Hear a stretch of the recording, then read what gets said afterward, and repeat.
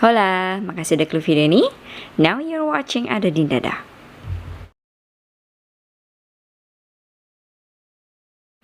Hari ini saya akan menceritakan salah satu kasus pembunuhan berantai lagi yang ditangani oleh Kindaichi Hajime lagi, sang detektif SMA. Kasus ini diambil dari versi animenya Kindaichi Shonen no Jikembo yang tayang di Jepang pada tahun 1997. Kasus pembunuhan berantai, Legenda Danau Hiren. Bagian pertama.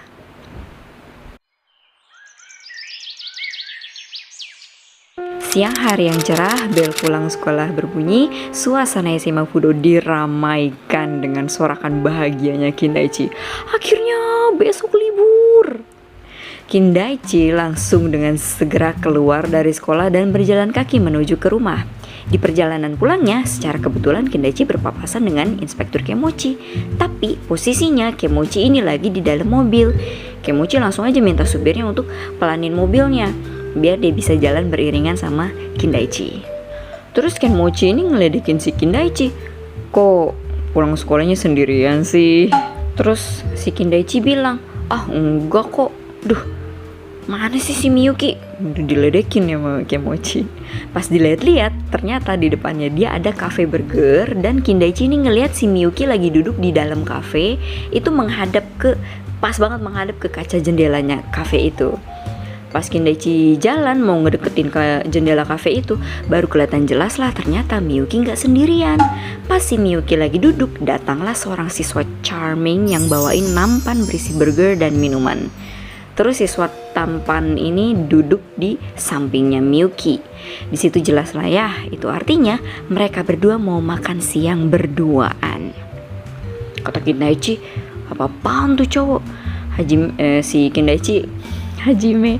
Terus si Kindaichi langsung ngumpet di bawah jendela luar kafe, niat mau nguping percakapan mereka berdua. Dan di waktu yang bersamaan ada dua siswi SMA Fudo lewat situ, langsung bisik-bisik gibah. Bukannya itu si Miyuki ya sama Tono Senpai yang mantan ketua kelas itu loh, ya gak sih? Terus cewek yang satunya lagi bilang, aku dengar rumor kalau mereka dulunya itu sering berkencan pas SMP. Kayaknya mereka balikan deh. Kata Kindaichi, balikan sama Tono. Mukanya Kindaichi di situ udah kesel banget, udah bete dia. Dan udah bete begitu ya, ditambahin lagi lah sama si Inspektur Kemochi nih, usil banget mulutnya ngeledekin ABG. Wih, gak apa-apa tuh. Kalau kamu gak bikin Miyuki jadi milik kamu, orang lain bakal bawa dia kabur loh. Gara-gara diomongin kayak gitu, terus si Kindaichi ini bertekad. Dalam hatinya dia bilang, dalam kasus ini, demi nama kakekku, setidaknya aku harus mencoba menyelinap malam ini.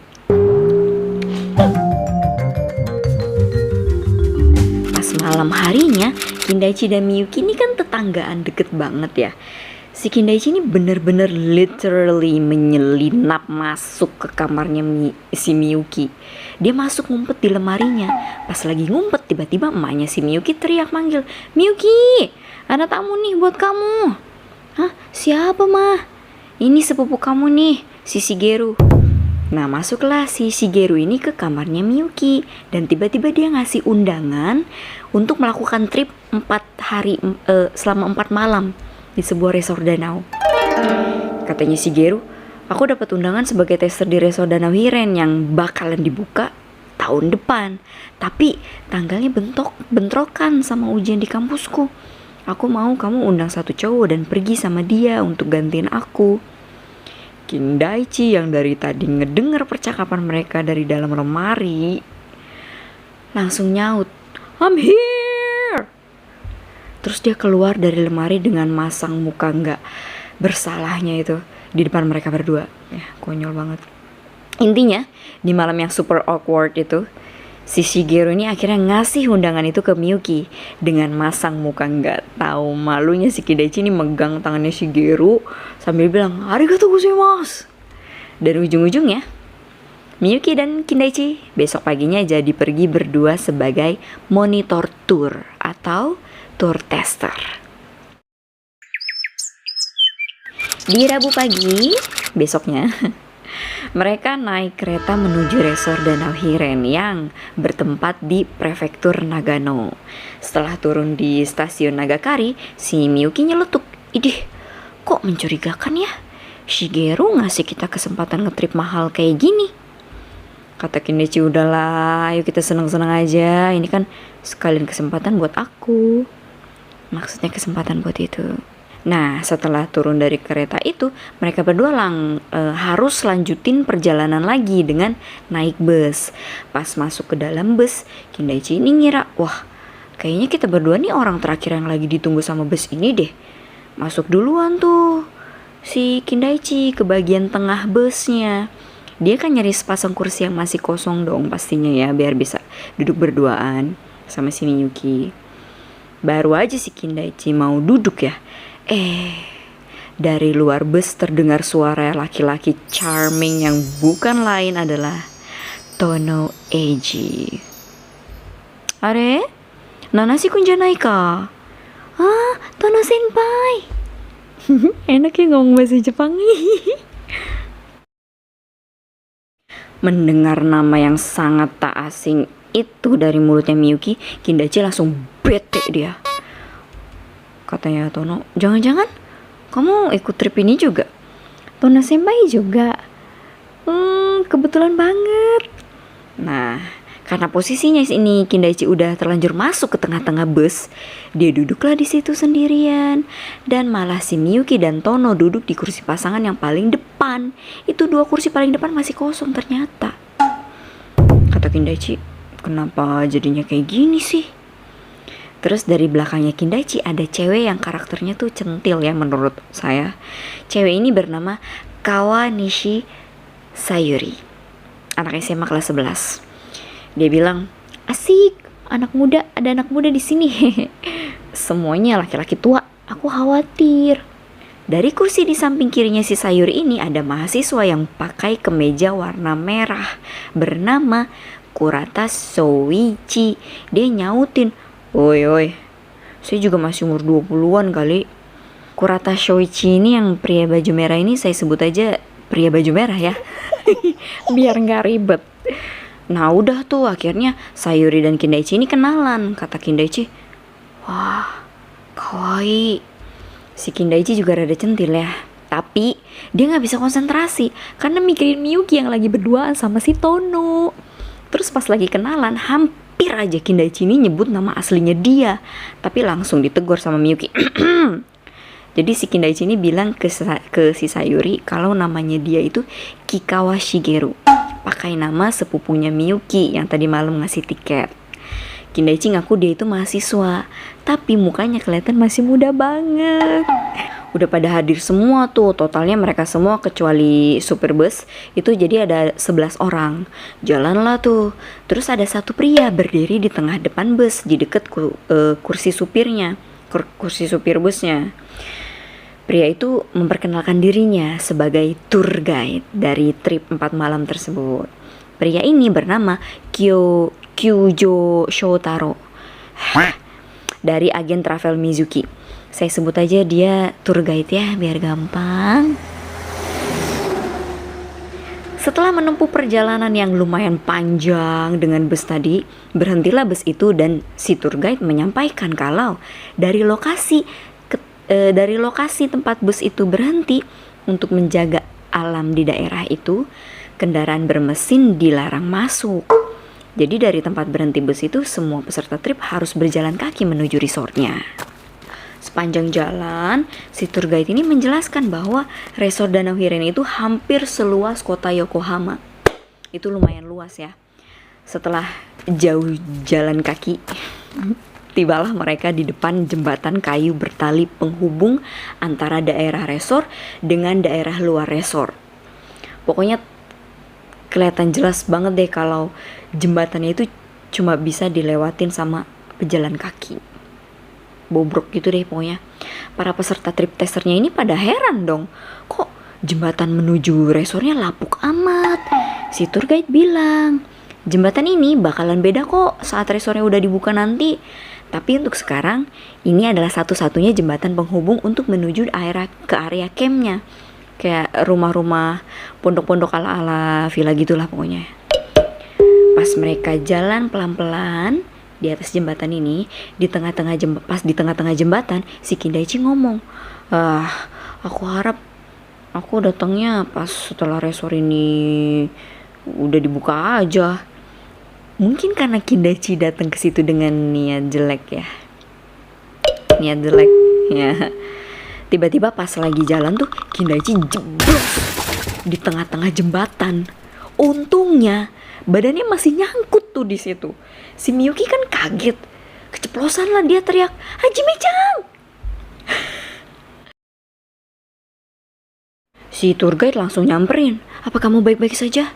Ditarik badannya Kindaichi ke atas sama si tour guide-nya. Aku pikir aku akan mati," kata Kindaichi gitu. Nah, pas si tour guide ini narik Kindaichi ke atas, dia ngeliat tas yang dibawa Kindaichi ada tulisan namanya dia.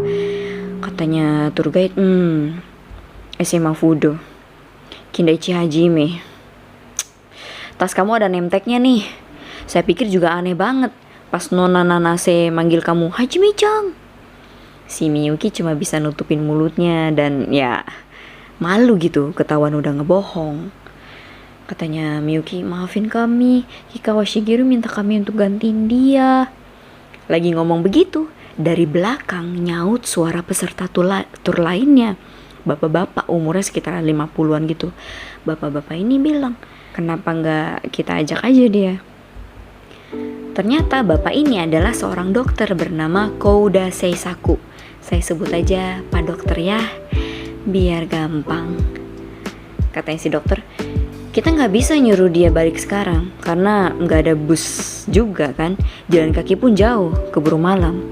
Permintaannya dokter ini pun didukung sama Tono dan Sayuri. Karena didesak sama 3 orang ini, si tour guide akhirnya mengiyakanlah mereka bertiga. Pas diiyain, ada satu pasangan suami istri yang suaminya ini tuh ngomong, "Tapi kalau kamu itu datang ke sini sebagai pengganti, berarti kamu nggak memenuhi syarat kan?" Istrinya nyaut juga, "Ya pasti iyalah, Kikawa-san kan udah menyerahkan haknya." Pasangan ini diketahui bernama Kayama Saburo, bos agen perumahan. Itu nama suaminya. Istrinya ini bernama Kayama Seiko. Pasangan Kayama pokoknya. Kita sebut aja bapaknya ini si bos, istrinya ini istri si bos gitu aja biar gampang. Terus Kindaichi nanya ke Miyuki, maksudnya hak itu apa ya? Miyuki juga nggak tahu. Terus ada satu pria, ini si pria baju merah yang tadi menjelaskan, "Oh, kalian nggak dengar apapun soal itu. Di antara peserta tur ini, melalui undian, 2 orang pemenang akan mendapatkan kartu keanggotaan dari resor Danau Hiren ini. Rencananya gitu kalau ada yang menang. Seperti yang kamu tahu, kalau kamu punya kartu membership dari satu tempat wisata, kayak itu pasti tuh bakalan selalu dapat diskon ini itu kan, keuntungannya banyak deh pokoknya." Nah, si Miyuki ini bilang, "Pantesan aja sepupuku bilang kita harus berpartisipasi atas namanya dia. Ternyata ada motif tersembunyi dari kebaikannya." Kata Kindaichi, "Udahlah, nggak apa-apa. Kita cuma perlu bersenang-senang di liburan ini." Udah tuh, mereka semua lanjutin jalan kaki beberapa menit. Sampailah mereka di perumahan resornya.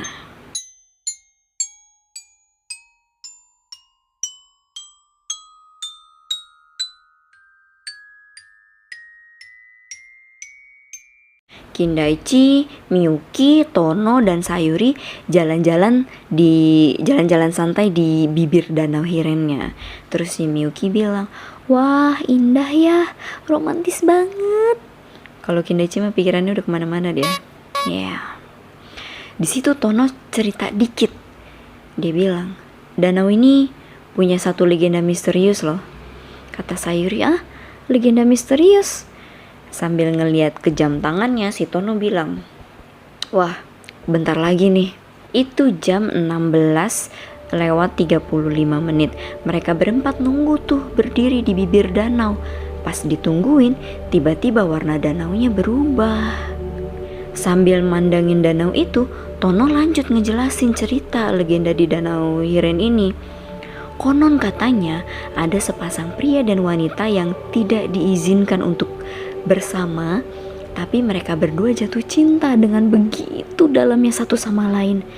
Setelah memikirkan banyak hal, mereka berdua bertukar janji untuk hidup bersama di kehidupan berikutnya, reinkarnasi gitu maksudnya. Dan akhirnya mereka menenggelamkan diri mereka sendiri ke dalam Danau Hiren ini. Sejak itu hingga sekarang, pas seperti di waktu ketika mereka menenggelamkan diri mereka berdua, danau ini selalu berubah menjadi merah. Nama Danau Hiren ini juga diambil dari legenda cerita pasangan terlarang itu.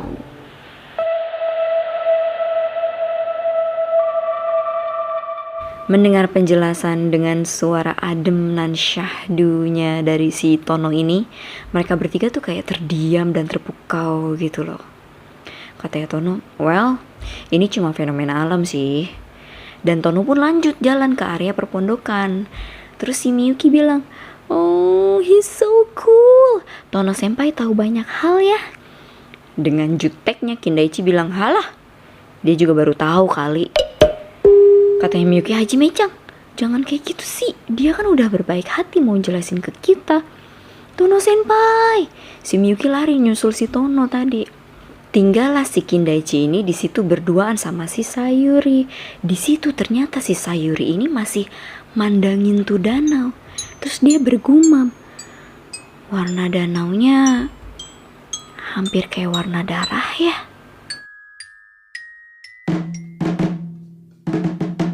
Lanjut, hari sudah mulai gelap. Oke, dalam rangka merayakan tur tesor ini, kampai! Mereka bersulang di ruang berkumpul di pondok utama resor itu.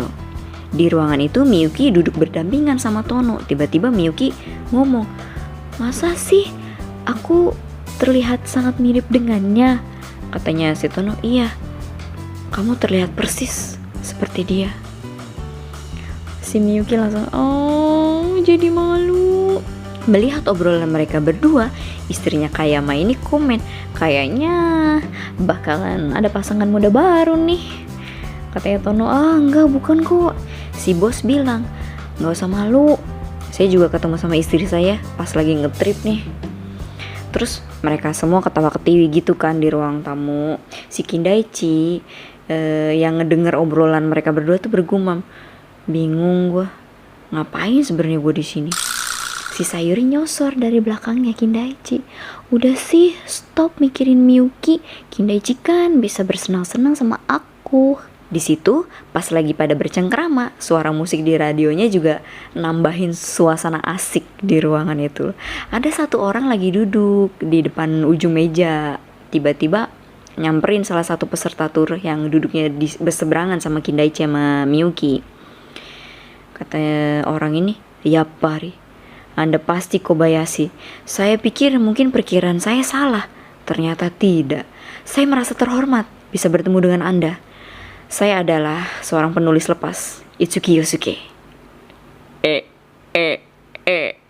Nggak asing kan denger namanya? Yap, saya udah bahas soal Itsuki Yosuke ya di video kedua saya. Kalau lupa, tonton lagi. Kobayashi yang ditegur sama Itsuki ini adalah Kobayashi Seiji, seorang pelukis yang lumayan terkenal namanya. Si dokter nyamperin mereka berdua tuh, wala kamu pelukis, jenis lukisan yang kayak gimana? Dengan juteknya si pelukis jawab, saya masih bikin gambar. Kata dokternya, oh iya maaf. Si Itsuki bilang, Pak dokter, sebaiknya jangan lihat kelukisannya pas lagi makan ya. Ya kan, Kobayashi-san? Si pelukis itu lanjutin gambarnya tuh. Terus yang tadi radionya lagi nyiarin musik, tiba-tiba itu radio nyiarin berita. Berita darurat dari penjara prefektur Nagano. Seorang tahanan hukuman mati sudah kabur. Nama tahanan itu adalah Tomaru Taketo, umurnya 35 tahun. 10 tahun yang lalu dia membunuh 13 orang di desa. Seorang pembunuh yang mengerikan. Kami memperkirakan pria itu kabur menuju... Sambil ngedeketin radio itu, si Tono bilang, kenapa sih di saat seperti ini berita kayak gini muncul, terus dimatiin sama si Tono radionya. Si Itsuki nyeletuk, oh ngomong-ngomong soal dia kabur ya, dia adalah pembunuh berantai yang sudah mengguncang publik 10 tahun yang lalu. Habis ngedenger si Itsuki, si pria baju merah ini bilang, aduh, bener-bener ya trip ini. Kalau si pembunuh kabur menuju ke sini, berarti ini bukanlah waktu yang tepat untuk menginap di sini. Mungkin akan lebih baik untuk pulang sebelum kita dibunuh. Baiklah, kalau begitu. Aku akan kembali ke cottage, tidur lebih awal.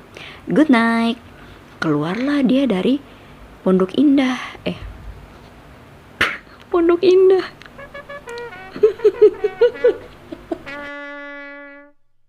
Keluarlah dia dari pondok utama di resort itu dan menuju ke cottage pribadinya dia. Dan peserta yang lainnya pun ikutan balik ke cottage mereka masing-masing. Pas di jalan pulang, belum nyampe cottage-nya, si pria baju merah ini kebelet pipis. Nah, pipis dah tuh dia di pepohonan. Selagi dia pipis berdiri di bawah pohon, dia ngomong sendiri, ini berita bagus nih. Kalau aku nakutin mereka kayak tadi, beberapa dari mereka pasti akan pulang lebih awal. Aku yakin kesempatan untuk menangin kartu keanggotaan akan semakin besar. Tapi sayangnya, di saat dia bergumam sendiri kayak gitu, di belakangnya sudah berdiri orang misterius yang sudah siap untuk menerkamnya. Keesokan paginya, sekitar jam 9-an, matahari bersinar indah, udara di sekitar danau yang bersih dan segar menambah keindahan di pagi itu. Semua peserta tur dan tour guide-nya udah berada di perkarangan pondok utama resort itu, bersiap-siap untuk sarapan bersama. Terdengar suara Miyuki yang memanggil Kindaichi untuk segera bergegas ke meja makan. Ayo cepetan, semua orang udah pada nungguin, kata Kindaichi. Oh iya, maaf. Udah nih, udah ada 10 orang ngumpul di situ.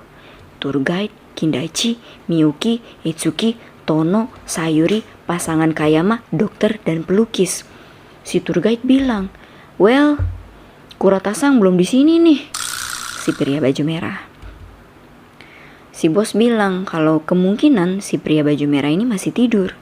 Dan Itsukinya juga nyuruh semua orang yang udah ngumpul tuh di sana udah lupain aja si baju merah dan mendingan langsung makan.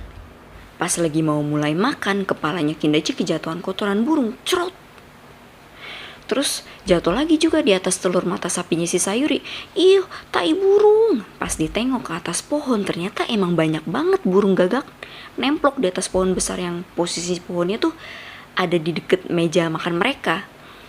Karena kesel makanan mereka dibeolin sama burung-burung itu, Kindaichi ini nendang-nendang batang pohon besar itu berkali-kali biar tuh burung-burung gagak pada pergi. Itsuki yang ngelihat tendangannya Kindaichi itu rada pelan ya, dia gemes. Akhirnya ditendang kenceng banget sama si Miyuki, dar gitu. Pas ditendang pohonnya, Miyuki langsung teriak, takut ganggu tetangga.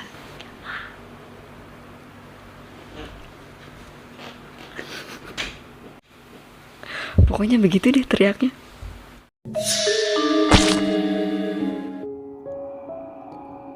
Mereka semua kaget ada jasadnya si pria baju merah jatuh dari atas pohon itu. Dan jatuhnya itu pas banget di atas meja makan mereka. Sampai berserakan semua yang ada di atas meja makan itu. Dan yang bikin lebih kaget lagi, wajahnya si pria baju merah ini terbelah dua.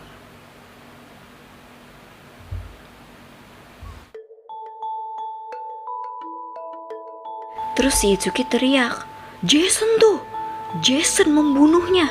Si Itsuki bilang kalau ini tuh sama seperti gambar-gambar yang Itsuki udah pernah lihat untuk liputan majalah.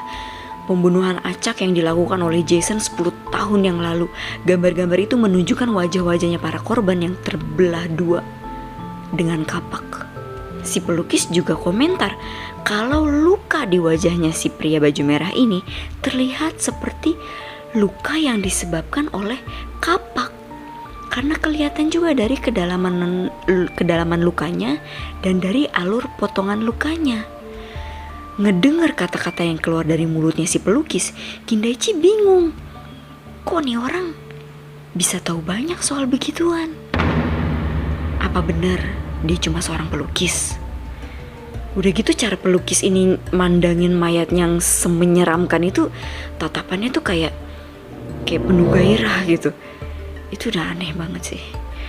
Berbeda dengan komentar-komentarnya si Itsuki dan si pelukis, si bos ini bilang dia merasa pembunuhnya itu ada di dekat mereka.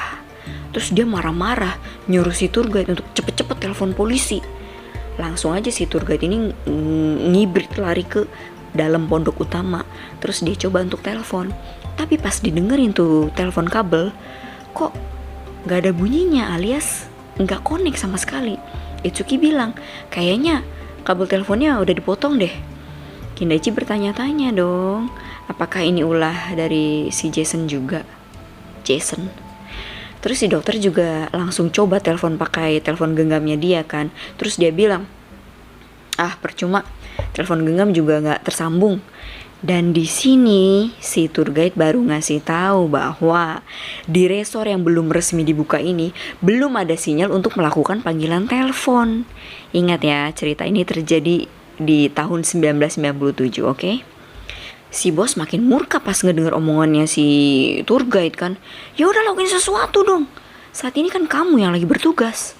Di sini tour guide-nya baru bilang lagi kalau sampai tour ini berakhir, busnya gak akan ada yang datang ke resort itu kecuali mereka yang menghubungi kontak busnya duluan.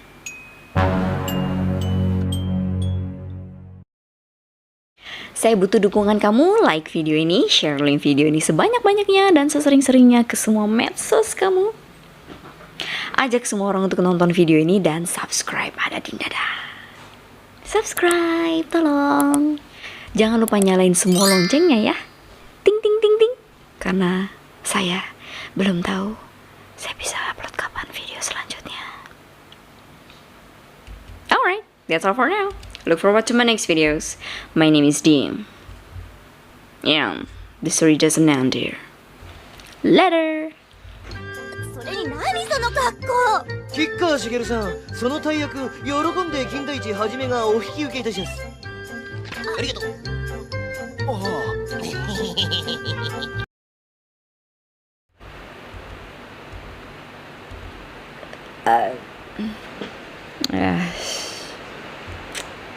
Kedengaran banget gak sih suara hujannya?